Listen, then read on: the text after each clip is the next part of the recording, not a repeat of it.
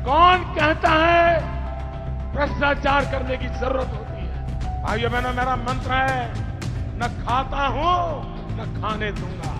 और इसलिए भाइयों बहनों, मुझे यहां विकास करना है, मुझे यहां शिक्षा की चिंता करनी है, मुझे यहां किसानों को पानी पहुंचाना है, मुझे यहां किसानों को उनकी फसल पर पूरी कीमत मिले इसका प्रबंध करना है, मुझे नौजवानों को रोजगार देना है, मुझे माताओं बहनों को सम्मान देना है। ये वीडियो जो आपने देखा प्रधानमंत्री नरेंद्र मोदी का, इसमें उन्होंने कहा था कि मैं ना खाऊंगा ना खाने दूंगा। लेकिन देश में अब तक लोग कितने घोटालेबाज, कहां कितना कितना पैसा लेकर भाग चुके हैं, इससे हम सब वाकिफ हैं। इस वीडियो में प्रधानमंत्री कहते हैं कि मेरी पॉलिसी है, मैं चाहता हूं कि देश के युवाओं को रोजगार मिले, महिलाओं को सुरक्षा मिले, किसानों को सिंचाई मिले, पैसा मिले, दुनिया भर की बातें उन्होंने इसमें कही हैं। लेकिन अभी तक 40 से ज्यादा घोटालेबाज देश का करीब 70,000 करोड़ रुपए लूट कर भाग चुके हैं। और इसमें एक नया नाम जुड़ गया है, एबीजी शिपयार्ड का, जिसने करीब 22,842 करोड़ का घोटाला कर दिया है, जो भारत के इतिहास में सबसे ज्यादा है। इसी बारे में बात करते हैं आपसे। नमस्कार, अस्सलाम वालेकुम, मेरा नाम है नदीम खान और आप देखना शुरू कर चुके हैं देसी बातें सिर्फ इंडियन पत्रिका पर। देश के इतिहास का सबसे बड़ा घोटाला, और वो किसकी हुकूमत में हुआ है? हमारे प्रधानमंत्री, जो देश के चौकीदार हैं, जो देश कहते थे कि देश बड़े सुरक्षित हाथों में है, देश को मैं बिकने नहीं दूंगा, लेकिन देश का भंटाधार करके रख दिया है। देश की जो कंपनियां हैं पैसा लूट लूट कर भाग रही हैं विदेशों में, और चौकीदार आराम से चुनाव में प्रचार में व्यस्त है। और इसका जीता जागता एग्जाम्पल है एबीजी शिपयार्ड। ये मामला शुरू कब हुआ? ये मामला हम आपको बता दें 2012 में शुरू हुआ था, जब गुजरात के सीएम थे नरेंद्र मोदी। सूरत में जमीन भी इन्होंने ही दिलाई थी इस कंपनी को, और उसके बाद शुरू हुआ घोटालेबाजी का नया दौर। और 2017 तक आते आते यहां घोटाले की सारी हदें पार हो चुकी थी। सीबीआई ने देश के सबसे बड़े बैंक घोटाले का पर्दाफाश किया है। कई मीडिया संस्थान इस बैंकिंग को इतिहास का सबसे बड़ा घोटाला बता रहे हैं। ये घोटाला कथित तौर पर 28 बैंकों के साथ 22,842 करोड़ रुपए का किया गया है। सोचिए, 28 बैंक, तो बचे कितने? जो बचे थे उनके भी घोटाले कर देते भैया, इनको क्यों छोड़ दिया?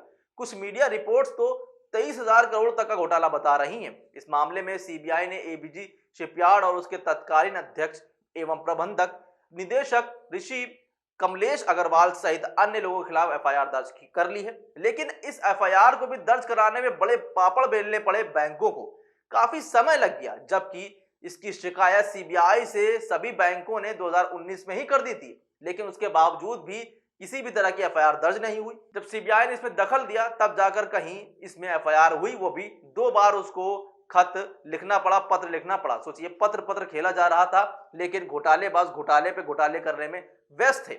शिपयार्ड गुजरात के दहेज और सूरत में स्थित है। ये कंपनी जहाज निर्माण और जहाज की मरम्मत का काम करती है। इस कंपनी में कुल 8 लोगों के खिलाफ एफआईआर दर्ज की गई है। इस मामले में दर्ज मामले के मुताबिक घोटाले के समय अप्रैल 2012 से 2000 जुलाई का है, यानी कि जब गुजरात के मुख्यमंत्री थे नरेंद्र मोदी, तब ये घोटाला शुरू हुआ था और 2017 तक चलता रहा। गुजरात में उस वक्त भी भाजपा की सरकार थी और प्रदेश में थी किसकी सरकार? प्रधानमंत्री, जो चौकीदार थे देश के, उनकी। और वो कहते थे कि ना खाऊंगा ना खाने दूंगा, मगर यहां भर भर के घोटालेबाजों को खिलाया और खुद भी खाया। जो पार्टी कल तक के अपने आप को राष्ट्रवादी पार्टी कहती थी, वो देश को बर्बाद करने पे लगी हुई है। इसी में भाजपा के ही सांसद पीलीभीत से वरुण गांधी ने सवाल उठाया है, और क्या कहा है अपने ट्वीट में हम आपको बताते हैं। वरुण गांधी ने लिखा अपने ट्वीट में, देश का किसान या छोटा दुकानदार 1000 रुपए का भी कर्ज ना चुका पाए तो उनकी कुर्की होगी, उन्हें आत्महत्या के लिए मजबूर होना पड़ता है। लेकिन 1000 करोड़ की चोरी करने वालों को आसानी से जमानत मिल जाती है और ये लोग मनमानी कीमत पर लेन देन कर फिर से वैभवशाली जीवन में लौट जाते हैं। ये सच है कि देश के अंदर जो किसान है, करीब 17,000 से ज्यादा किसानों ने आत्महत्या की थी पिछले साल, और सिर्फ कर्ज को लेकर। 11,000 से ज्यादा व्यापारियों ने आत्महत्या की थी। क्यों? क्योंकि उनका बिजनेस चौपट हो गया था।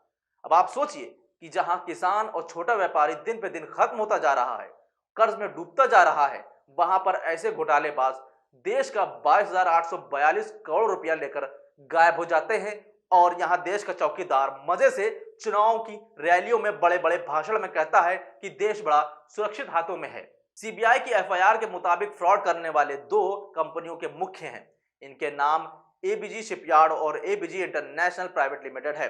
ये दोनों कंपनियां एक ही ग्रुप की हैं। अधिकारियों ने शनिवार को कहा है कि यह मुकदमा भारतीय स्टेट बैंक की अगुवाई वाले बैंकों को एक संघ के कथित रूप में 22,842 करोड़ रुपए की से अधिक धोखाधड़ी के संबंध में दर्ज किया गया है। लेकिन किया भी कब गया, जब इतने साल बीत गए। एसबीआई लगातार पत्र लिखता रहा और बैंक सीबीआई से शिकायत करते रहे, मगर कोई एफआईआर नहीं दर्ज हुई। यहां तक कि सीबीआई ने इसमें जब जांच भी की थी तो कह दिया था कि भैया 2020 में जो पत्र लिखा था एसबीआई ने, उसमें कह दिया था कि हमने जांच की है, मगर किसी भी तरह के घोटालेबाजी सामने नहीं आई है, कोई भी बैंक अधिकारी इसमें इन्वॉल्व नहीं है। एफआईआर में बताया गया है जो अभी हुई है कि बैंकों ने जिन उद्देश्य के लिए फंड रिलीज किया था उसकी बजाय उनका इस्तेमाल किसी और काम में किया गया है। किस काम में किया गया होगा? हो सकता हो उसमें से कुछ पैसा पार्टी फंड को भी पहुंचा दिया गया हो, इसीलिए पूरी संरक्षण दिया जा रहा था इन घोटालेबाजों को। पूरी तरीके से बैंकों को नजरअंदाज किया जा रहा था। हमने देखा है पीएनबी घोटाला, यस बैंक किस तरह से डूब गया था, कितने नेशनलाइज्ड बैंक खत्म हो गए हैं जिनका निजीकरण किया जा रहा है, मर्ज किया जा रहा है बैंकों को। और बैंक में यानी कि मोदी सरकार में एनपीए यानी कि नॉन प्रॉफिट एसेट्स का इजाफा हुआ है बैंकों के अंदर। सोचिए किस तरीके से दिन पर दिन बैंक डूबते जा रहे हैं और कर्ज पे कर्ज लेकर घोटालेबाज भागते जा रहे हैं। और यहां पर चौकीदार कहता है कि देश सुरक्षित हाथों में है, उनके भक्त कहते हैं कि देश सुरक्षित हाथों में है। बड़े बड़े भाजपा का नेता जब हिंदू मुसलमान मंदिर मस्जिद पर ही बिजी रहेंगे और हिजाब पर बिजी रहेंगे तो कहां से इन घोटालेबाजों पर ध्यान देंगे, क्योंकि उनको तो सत्ता इसी पर ही करनी है, उनको राजनीति भी इसी पे ही करनी है। ना ही बैंकों पर ध्यान देना है, ना ही छोटे दुकानदारों पर ध्यान देना है, ना ही किसान पर ध्यान देना है। बस करनी है तो सिर्फ जुमलेबाजी पर जुमलेबाजी। फिलहाल आपका क्या कहना है इस पूरी खबर को लेकर, हमें कमेंट करके जरूर बताइए। बाकी देखते रहें पत्रिका। हमारी आजाद पत्रकारिता को बल देने के लिए चैनल को सब्सक्राइब कर लीजिए, नोटिफिकेशन बेल जरूर ऑन कीजिए ताकि हर खबर आपको समय से मिलती रहे। अभी के लिए बस इतना ही। नमस्कार, खुदा हाफिज, जय हिंद।